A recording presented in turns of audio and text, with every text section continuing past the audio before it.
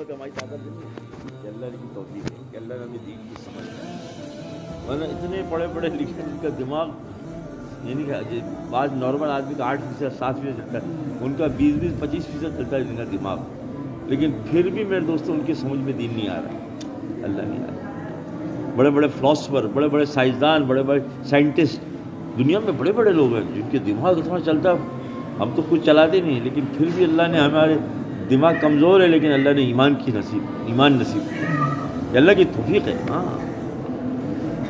ورنہ اللہ پاک چاہتے تو میرے دوستوں ہم سمجھ کے ساتھ بھی نہ سمجھ ہو جاتے، تو اللہ کی توفیق، شکر ادا کرنا چاہیے اللہ۔ ہاں، جو نعمت کا شکر کرتا ہے، آج ایمان کی شکر ادا کر، اللہ اور ایمان میں ترقی دے۔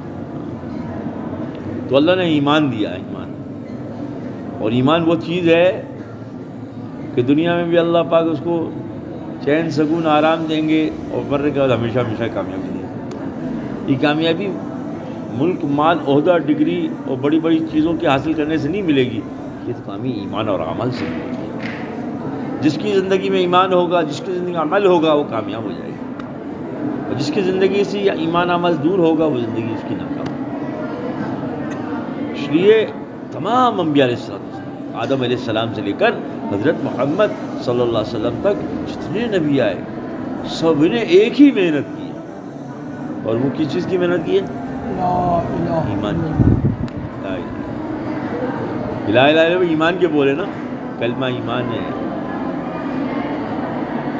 اس بات کی طرف لوگوں کو تو بلایا، یا ایھا الناس قولوا لا الہ الا اللہ تفلحون، اے لوگو اللہ کو رب مانو، اللہ کو خالق مانو، اللہ کو رازق مانو، ساری کائنات میں جو رد و بدل جو کچھ ہو رہا ہے وہ وہاں سے نہیں ہو رہا جو تم دیکھ رہے ہو، وہاں سے ہو رہا ہے کہ اللہ کر رہا ہے، اللہ کے چاہنے سے، اللہ کے ارادے سے۔ ہم سب کا چاہنا صرف چاہنا ہے، اور اس رب کا چاہنا وہ چاہنا ہے۔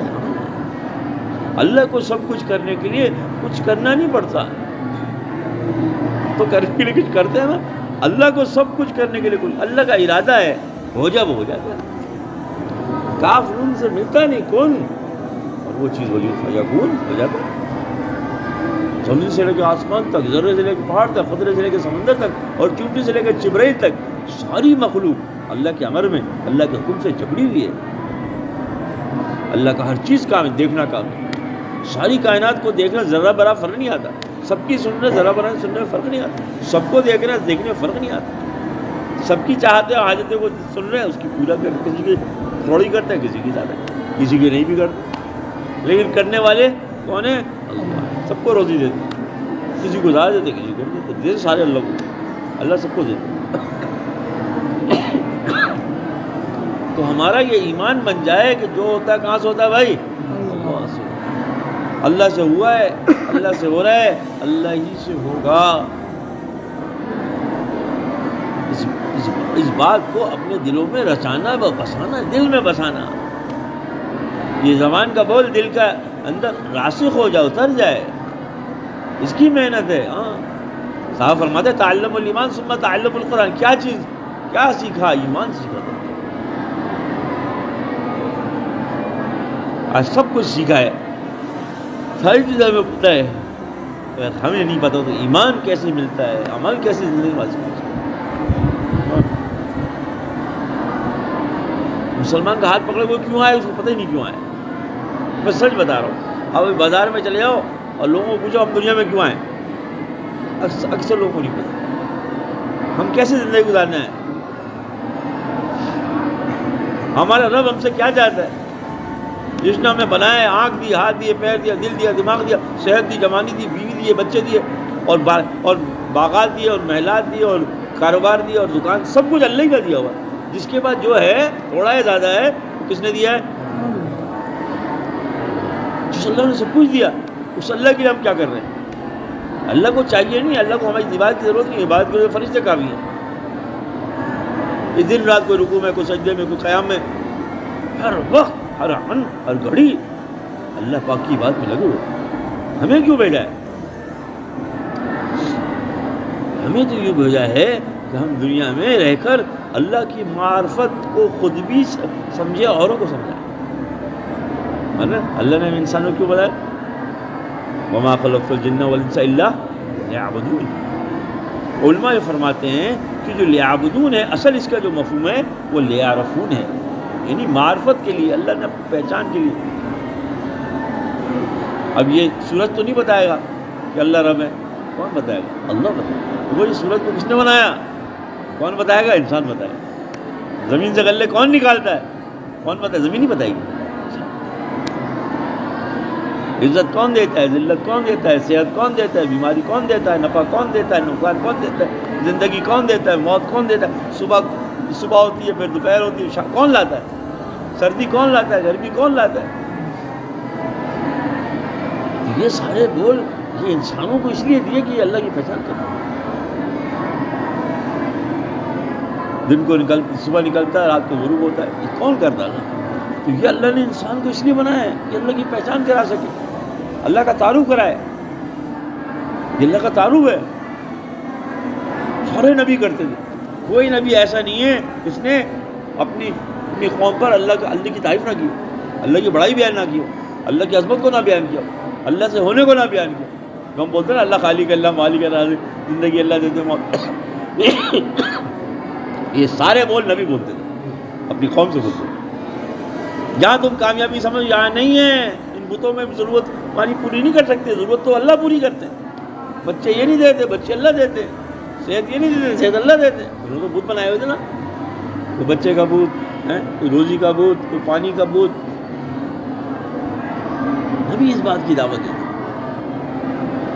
تو میرے بھائیوں، میرے عزیز دوستو، اللہ نے وہ محنت مجھے اور آپ کو دی ہے جس محنت سے لوگوں کی زندگیاں بنتی ہیں، جس سے لوگ اللہ کے احکامات پر آتے ہیں، جس سے لوگ اللہ کی معرفت حاصل کرتے ہیں.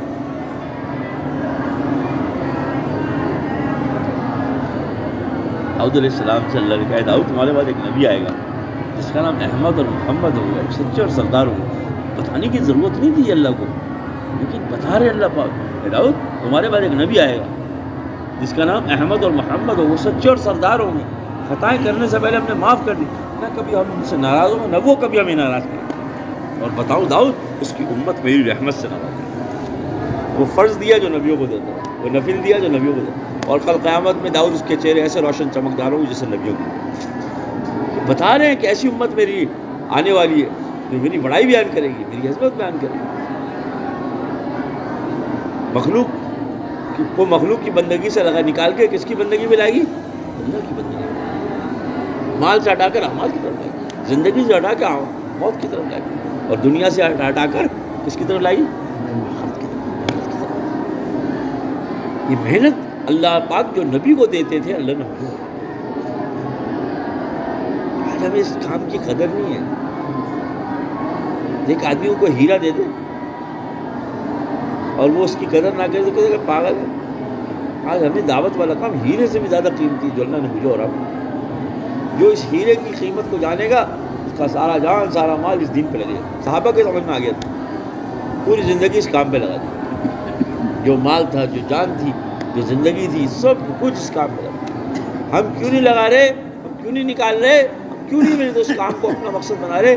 کیونکہ مقصد زندگی ہمارا اور ہے. ہم کہتے ہیں یہ بھی صحیح ہے، وہ بھی صحیح ہے، یہ بھی کرنا ہے، وہ بھی کرنا. اور صحابہ کہتے ہیں یہی کام ہے، اسی کام میں نجات ہے، اسی کام کے اندر انہوں نے اپنے آپ کو کھپایا. ایسے تھوڑی بن گیا قرآن ان کے اوپر اترا، ان کے عملوں پہ قرآن اترا ہے. کیا کیا تھا؟ اس محنت کے مقصد. ہم جو زندگی گزار رہے ہیں صحابہ کی مرہون منت ہے.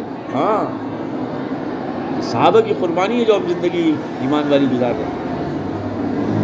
صحابہ قربانی نہ دیتے، صحابہ اپنے جان مال کو فارغ نہیں کرتے، تو ہم کس گرجا میں اور کس مندر میں اور کس گوڑوانے میں پتہ نہیں کہاں کہاں ہوتے. سینکڑوں مذہب ہیں دنیا میں، سینکڑوں کم بتا رہا ہوں، ہزاروں مذہب ہیں، ہزاروں مذہب ہیں، ہزاروں. اور سب نے اپنے اپنے رب بنائے ہوئے ہیں. جیسے ہم رب کہتے ہیں رب کون ہے ہمارا؟ کسی نے درخت کو رب بنایا ہوا، کسی نے سورج کو رب بنایا ہوا، کسی نے چاند کو رب بنایا ہوا، کسی نے آگ کو رب بنایا ہوا. کوئی پہاڑوں کا خود کی تو کرتے، پہاڑوں کی پرستش کرتے. اور اتنے گندے گندے مذہب ہے، میں آپ کو کیا بتاؤں. عورتوں کی شرمگاہ کو پوجنے والا مذہب بھی ہے. اور مردوں کی شرمگاہ کو پوجنے والا بھی مذہب ہے. اتنے گندے مذہب, سوچ نہیں سکتے, عقلیں کہاں گئی. ایسی لوگ پیروی کر رہے ہیں, زندگی گزار رہے ہیں. اللہ نے ہمیں دی. اب ہمارا مقصد کیا ہے؟ تو سمجھانے کا مقصد یہ کہ بس ایمان والوں کو تو جان نہیں چھوٹی, جان چھوٹ گئی, جان تو لگ گئی. ہم کہتے ہیں نا ختم نبوت, کہتے ہیں نا ختم نبوت, تو ختم نبوت کے نام سے جان نہیں چھوٹی کہ ہمارا عقیدہ ہے ختم نبوت, اب کوئی نبی نہیں آئے گا. یہ ادھورا عقیدہ ہے. ہاں, جو بھی کہتا ہے نا ختم نبوت, اگر وہ کہتا ہے ہمارا ایمان ختم نبوت ہے, تو اب محنت شروع ہو گئی کہ اب کوئی نبی نہیں آیا اس لیے ہم نے کرنا ہے. اگر ہم نہیں کر رہے تو انتظار کر رہے ہیں کہ نبی آئے گا. جو یہ کہہ رہا ہے ختم نبوت, اس کو اس کام کو مقصد بنانا پڑے گا, کیونکہ وہ یہ زبان سے کہہ رہا ہے اب کوئی نبی نہیں آئے گا, یہ آخری نبی ہے. انسان تو آئیں گے, لوگ تو آئیں گے, ان کو کون بتائے گا, ان کو کون سمجھائے گا, ان کے ایمان کی فکر کون کرے گا؟ اللہ نے یہ امت. اب ہم کہتے ہیں ہمارے تو کاروبار سے وقت نہیں مل رہا, ہمیں تو دکان نہیں جوڑ رہی, ہمارے تو اپنے مسئلے مسائل ہیں. یہ سارے چھوٹے ہیں, اور نبی کی محنت اور نبی کا کام سب سے بڑا ہے. اگر اس سے کوئی بڑا کام ہوتا کہ صحابہ اس کام میں لگتے. صحابہ نے ساری چیزوں کو پیچھے ڈال کے اس کام میں لگے. ہم سے بھی یہ مطالبہ کیا جائے, کوئی نئی چیز نہیں کہی جا رہی. ہم سے بھی کہ اس دین کے لیے بھی ہم اپنے آپ کو لگا دیں, کھپا دیں. صحابہ نے اعلیٰ درجے پہ لگایا تھا, ہم کسی نہ کسی درجے میں, کسی نہ کسی شکل میں اس کام کو کام بنائیں. انہوں نے خون بہایا تو ہم پسینہ بہائیں. انہوں نے زندگی لگائی تھی, ہم کچھ مہینے لگائے, کچھ گھنٹے لگائے. انہوں نے اپنا سب کچھ لگایا تھا, ہم کچھ نہ کچھ لگائے.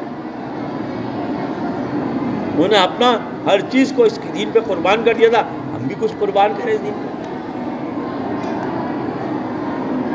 لیکن ایک دن میں یہ نہیں ہوگا کہ ہم کہیں ایک دن میں ہم بدل جائیں. نہیں, جیسے حضرت حنظلہ کا واقعہ آتا ہے نا, گھر گئے حضور کی مجلس سے, بھی بچوں میں بیٹھے تو ہنسی مذاق شروع ہو گیا. جب ہنسی مذاق ہوا, ایک بیگ جھٹکا لگا.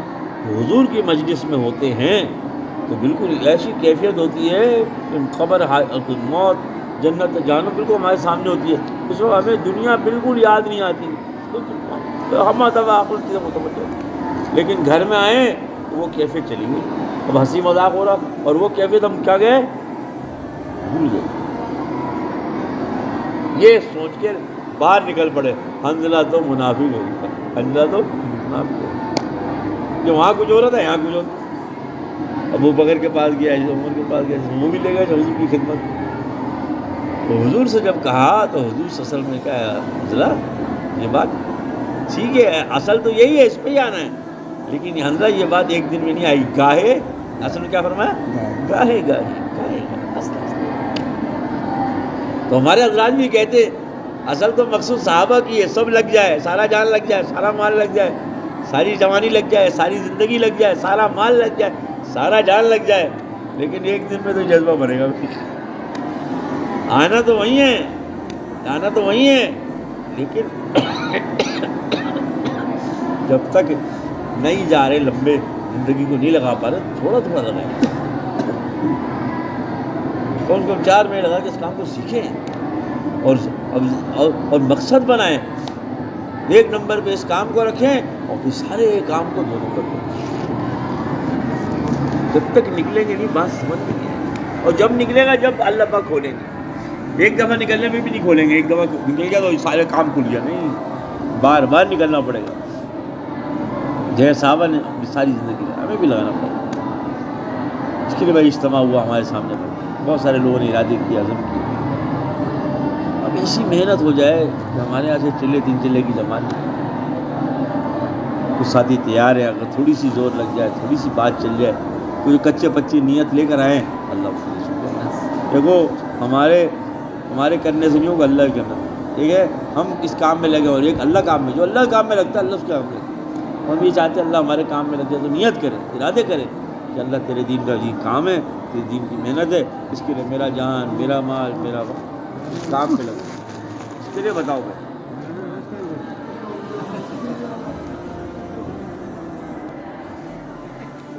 پڑا